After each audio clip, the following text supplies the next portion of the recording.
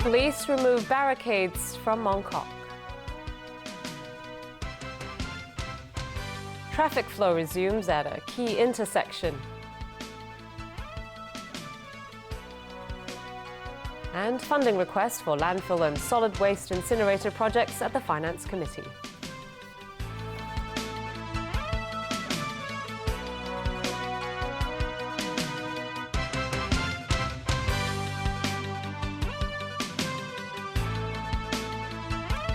Good evening. A heavy police presence remains in Mongkok tonight after police swooped in early this morning to clear barricades from some roads in the area. It's the fourth occupied area where the police have reopened some roads. Meanwhile, people continue to rally in Admiralty on Harcourt Road and near Lung Wol Road by the Chief Executive's office, as well as Causeway Bay and in Mongkok. Those insisting on staying put are now occupying the southbound lanes of a section of Nathan Road.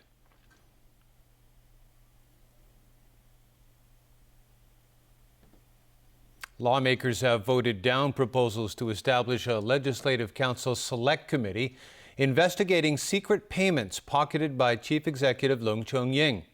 Stephanie Choi has more. While running for office, Chief Executive Leung Chun-ying signed a £4 million deal with Australian company UGL in exchange for his services. Sin Chung-kai of the Democratic Party and the Civic Party's Claudia Mo and Dennis Kwok submitted two proposals using LegCo's Power and Privileges Ordinance to investigate whether the deal was a conflict of interest. Pro-establishment lawmakers spoke out against both proposals. Under PNP is not to look into private companies. If you believe that the CEO has a problem of integrity, if you think that he is engaged in corruption, report him to the ICAC. I don't think the LegCo should become the court to topple CY Leung. Once we invoke the PNP, the LegCo would become a courtroom. In this period of time, many people have views against CY Leung. Many people would like to see him stepping down. So if we are to invoke the PNP here, then the political motive may be sort of realized. A pan-democratic lawmaker pointed out that certain conditions of the CE's contract are still valid. To complete UGL's taking over or acquisition of DTZ, there is also an open end, which will only come to an end in 2018. You may misunderstand it to have come to an end in December 2013, but that's just about non-competition and non-poaching. But at this very moment, the contract is still benefiting Mr. CY Leung. Some said that this is only a golden handshake, this is a commonplace. Those who said that he's calling a stag a horse, they are really ignorant. Golden handshake is what you get from the employer. Now, this is a third party without the consent of the employer is giving money to this person. It's not golden handshake, it is an act of bribery. Both proposals were voted down. Stephanie Choi, TVB News. And now more details about the police operation in Mongkok this morning. This report from Rani Samtani.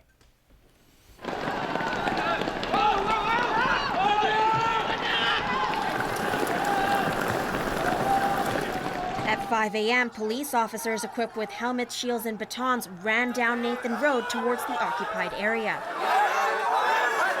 They surrounded the main occupation site at the junction of Nathan Road and Argyle Street. Other officers used pliers and other tools to dismantle barricades and remove obstacles from the road. Police announced they were not there to clear out the protesters, only to remove obstacles and to allow traffic in Mongkok to resume. Some occupiers moved their belongings onto the sidewalks.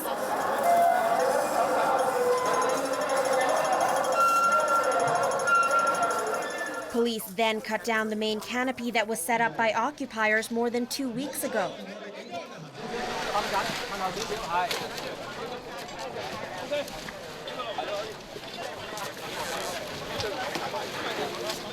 They also removed all the banners that were tied to traffic lights. Officers met little resistance during the operation.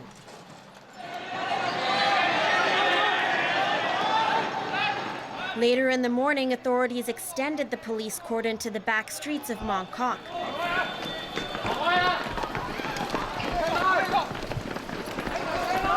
Officers dispersed demonstrators who had gathered around Sayung Choi Street South and Shantung Street.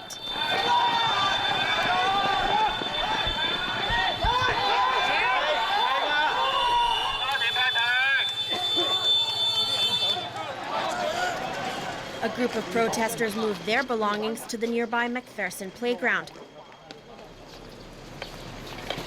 while many demonstrators stayed on the southbound lanes of Nathan Road outside Waifeng Plaza. I'm so disappointed and so shocked because they talked about they want to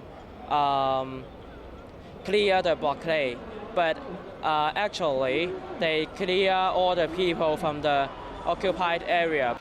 After the police completed their action, Argyle Street was reopened to traffic at around 7 a.m. And northbound traffic on Nathan Road towards Sham Shui Po was restored just before 8 o'clock this morning. Bus services also resumed in this area after being disrupted for almost 3 weeks. This woman said now that the roads are open again, traveling is more convenient. But this driver said he wasn't happy with the police action and wanted to respect the demands of occupiers in Mongkok. Meanwhile, there were sporadic scuffles between passers-by and the demonstrators. Protesters were on edge, fearing that they would soon be removed. When police began placing metal barriers along the pavement, some protesters tried to stop the officers by sitting on the pavement. Crowds of spectators gathered along the pavement to see what the demonstrators were up to. But after some against the movement started shouting at the protesters and creating arguments, police lined up along the pavement to prevent further clashes. At around 4 p.m., a man went to the middle of the road and called on other people to join him in what appeared to be an attempt to obstruct the flow of traffic. Policemen dragged him to the pavement where the man was handcuffed.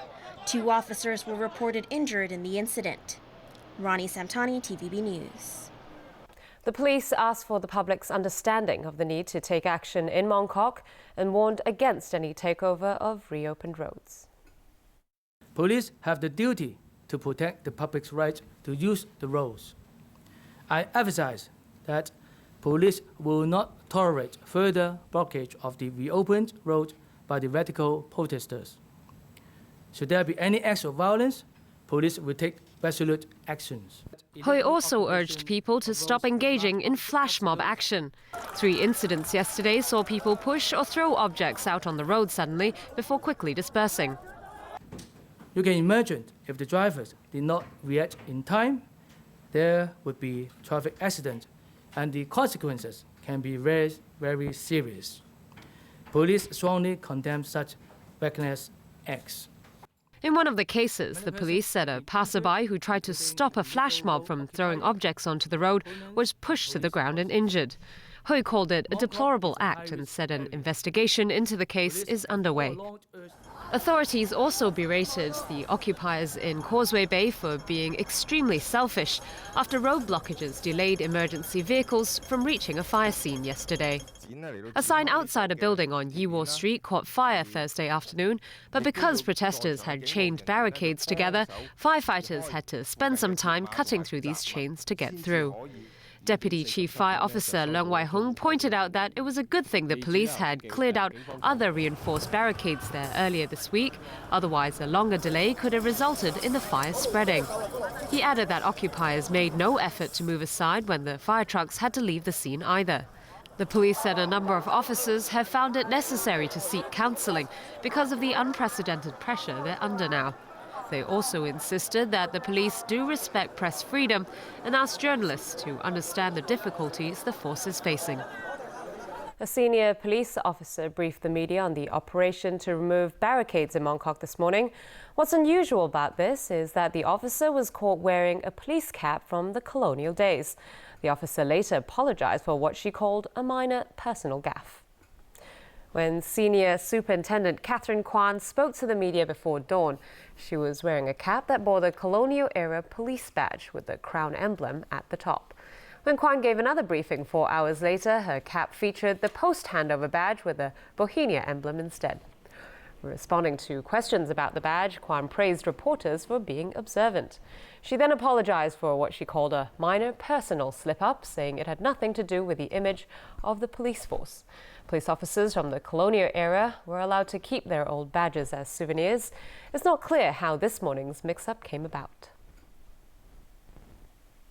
More than 50 world leaders are attending day 2 of the Asia-Europe meeting in Milan, Italy. Security cooperation is one of the key items on this year's agenda. And as James Aitken reports, China and Vietnam have reportedly made progress in addressing disputes in the South China Sea.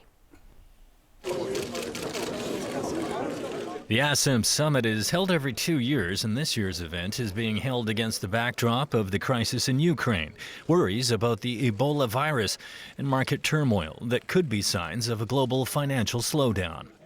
Key topics being discussed this week include the simmering territorial disputes in the South China Sea. China claims sovereignty over most of the potentially resource-rich region and rejects rival claims from Vietnam, the Philippines, Taiwan, Malaysia, and Brunei. Earlier this year, relations between China and Vietnam plunged when Beijing deployed an oil rig in disputed waters near Vietnam. The move sparked a wave of anti-China riots in Vietnam. But after Premier Lee Ka-chung and his Vietnamese counterpart Nguyen Thanh Dong met on the sidelines of the Asia-Europe Summit talks in Milan, relations between the two countries could be on the mend. State media has reported that both sides have agreed to address and control maritime disputes. The leaders also repeated earlier pledges to boost cooperation in infrastructure, finance, and maritime exploration. One of the highlights of this year's summit was a lavish dinner, but one of the leaders missed the welcome toast. Italian merchants were actively pursuing. Russian President Vladimir Putin was caught walking in while the European Council president was making welcoming remarks. Putin was apparently delayed by a Serbian parade being held in his honor that ran late. The Russian leader is said to be mounting a diplomatic blitz in a bid to repair Russia's relations with the West over the crisis in Ukraine. Besides the troubled ceasefire in eastern Ukraine, leaders are also expected to address international crime, terrorism, climate change, and international disaster response. James Aitken, TVB News. Still ahead in the news tonight. New controversial about war shrine in Tokyo. Obama considered naming an Ebola SARS. And Brazilian police say they've arrested a serial killer.